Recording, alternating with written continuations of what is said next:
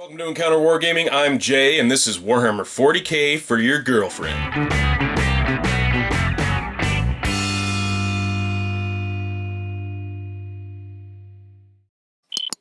I just want to start off by clarifying that this is not just for girlfriends. As I said in the intro video to this playlist, which you can find linked at the top of the screen there, this is for anyone who has zero knowledge of the hobby and you're trying to explain this stuff to.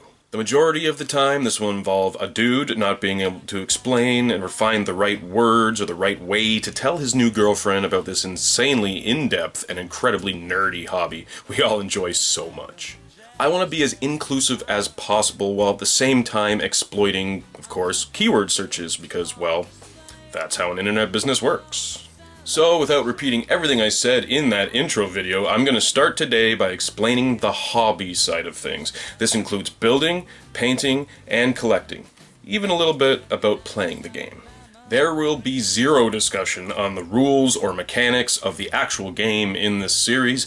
That's a topic that would not only confuse an outsider, but in my opinion, what we're trying to do here is make it as understandable as possible. To that effect, I will be using terms that are not hobby specific, and when I do, I will immediately provide a definition for those terms in plain English. I'm going to break the hobby down into aspects that can be easily digested through separate parts of this video. If this is exactly what you've been looking for to help you explain Warhammer to someone important to you, then keep watching and make sure to share this video with that person. My goal is to help make your girlfriend, boyfriend, friend, parent, cousin, coworker, whatever, understand why you love this hobby so much. So let's get started. Warhammer 40,000, or 40k as most players refer to it, is a miniature war game produced by a company named Games Workshop. It was created by Rick Priestley and made its debut on the market in 1987. Since that time, it has continued to grow with constant rules updates as well as many background novels, comics, video games, and other collectible media that have helped it evolve into the massive mythos it is today. The first thing you might be asking is, what is a miniature wargame? Well, Wikipedia defines a miniature wargame as a form of wargaming in which players enact battles between opposing military forces that are represented by miniature physical models. Frankly speaking, it involves at least two players that have assembled and painted an entire army of toy soldiers. They then reenact a battle that may have either taken place in real life, in the case of historic war games, or within a fictional universe like that of 40k.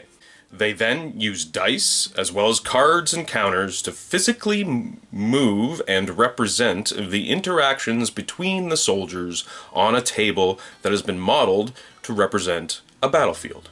I don't think there's a more simple definition I can give than that's what miniature wargaming is.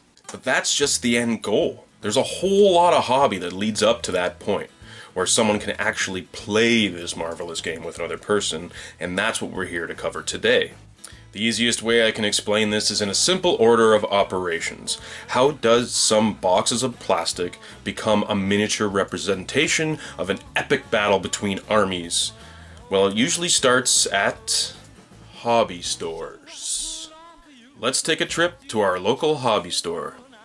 These can take the form of a Games Workshop retail store, which are in most major cities around the world, or it can be what hobbyists refer to as an FLGS, which stands for Friendly Local Gaming Store. Here we can purchase the model kits we need in order to play the game. These kits are usually plastic model kits, though some are made from resin, and less so nowadays, but both pewter and lead have been used in the past to make models from, since all of the above materials are easy to shape into very small details. These models, generally speaking, come on what is called a sprue. Basically, this is a frame that is produced through the process of injection molding. Even simpler put, it's a frame with all the little pieces on it that one would use to assemble into a model miniature. The miniatures. As I just stated, these are model kits that come in a variety of materials and usually involve many small pieces that can be assembled in a manner of ways in order to create small soldiers that can be used to play the game with. There are a variety of tools that hobbyists use in order to accomplish this. The tools of the trade. These are the basic tools most hobbyists use to assemble model kits. The clippers are used to remove model pieces from the sprue. Then, a hobby knife and file are used to trim away any pieces of the sprue remaining from clipping, as well as any flash that may be on the model. Flash is the excess plastic that is left over from the mold process that isn't intended to be part of the finished model. This is usually a small amount of plastic that is squeezed between the two halves of the mold. It can also be an area where there was a hole in the mold for the plastic to enter through. It is removed during the assembly process in order to ensure that the proper details of the model are not ruined by ugly pieces of plastic that are not supposed to be there. Once all the pieces have been trimmed up, they are then glued together, usually with super glue, but sometimes plastic cements are used in order to create a miniature soldier or a group of soldiers referred to as a unit. Miniature painting. After all of the models of a unit or army are assembled, it's time to paint them. This is where many people in the hobby shine. This is the stage you really get to make your pieces your own. There are a plethora of techniques that can be learned and utilized in order to make these boring gray plastic miniatures into little pieces of art that reflect the soldiers of the 40K universe as they appear in the fiction. Or they can be in a color scheme entirely of your own creation. At the same time, some people dislike this aspect of the hobby. They want to get right to playing the game. As a result of these people, an entire industry of artists has arisen that do commission work and will paint your miniatures for you. My co-producer, Adam, does exactly this as part of his income. If this is the direction you want to go, then make sure to check out Battle Brothers Studio, which I've linked in the description below. But for the rest of us, painting is where you get to really make the miniatures your own. Which is why I personally like painting, even though I'm not a pro at it or anything. The beauty of it is that there's a variety of techniques I've learned over the last 23 years, and my skills are always improving. This is why it has been a long-term hobby for myself. I'm constantly learning and perfecting my skills, and that means it will never get boring. The gaming table. Once you have an entire army assembled and painted, it's time to go to war. Every miniature wargame uses a gaming table that has a miniature battlefield built on top. It can be as simple or as detailed as the players involved would like it to be. It can be built to represent one of the many battlefields from the fictional universe of Warhammer 40K, or it can be something completely of the players' imaginations. This is referred to as terrain.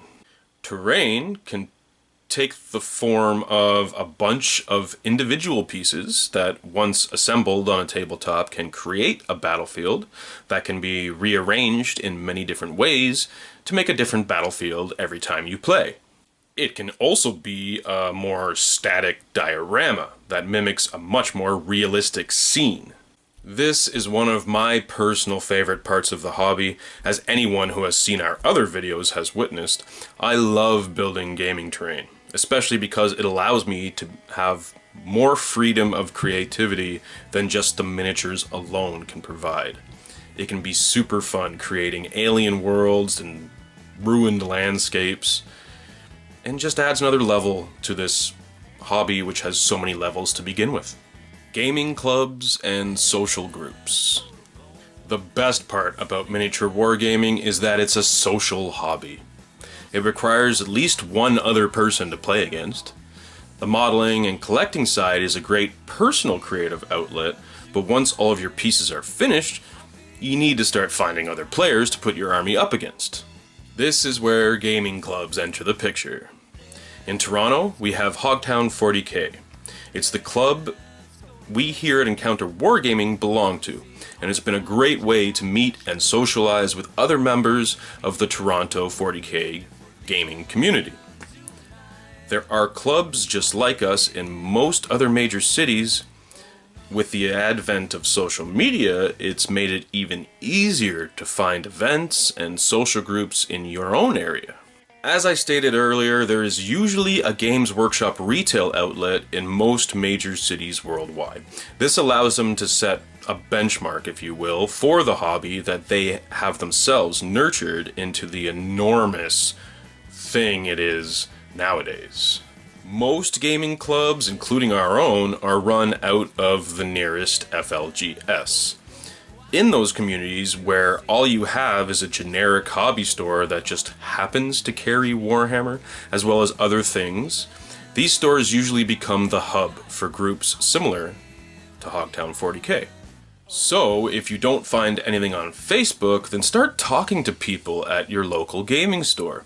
It usually doesn't take much digging to find a local 40K club. They're in most communities, at least here in Southern Ontario they are. And that's more or less the various aspects of the hobby that make this such an in-depth and three-dimensional pastime. Many hobbyists like various aspects of the hobby more than other aspects, but everyone comes to it and stays with it for different reasons.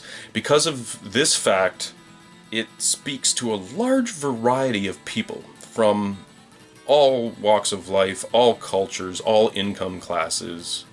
Sadly, it does require some disposable income, but so does every hobby. I mean, even things like video games, DVDs and book collecting, even something like collecting stamps or collectible plates are just as costly to keep up with, if not more so. I hope this video has been educational and helps more people understand us weirdos who like to play with plastic army men and roll dice. I hope it's helped you see that there are many reasons to enjoy this hobby, and getting involved allows you to explore all of them. It's a multifaceted pastime that can be extremely rewarding for many different reasons. So the next time you think your boyfriend, girlfriend, son, daughter, coworker, or whatever is being a nerd for painting little men, remember that it's a great outlet for creativity and is something that can provide a lot of stress relief and satisfaction for decades to come. Thanks for watching, everyone. In closing, I'd love it if you would comment below and hit that like button. Tell me about your experience, either trying to help your significant other understand, or if you are the significant other that needs videos like this, then ask me some questions. I respond to all of our comments. Also, if you want to help support the channel, we would love for you to share this video with someone you think might need it. Also, make sure to hit subscribe so you don't miss out on future content from us. If you feel like helping us out even more and help us to create more videos like this one, grab a t-shirt at our Spreadshirt store and check out our Patreon campaign. Both are linked in the description below. Next time, we'll cover the mythos that surrounds the universe of Warhammer 40,000 and try and condense it into mundane terms that most people will understand. It's an intense fictional universe with a lot to cover, but my goal is to provide you with an overview that will also allow you at least to understand what the other person is talking about. I look forward to seeing you at our next encounter.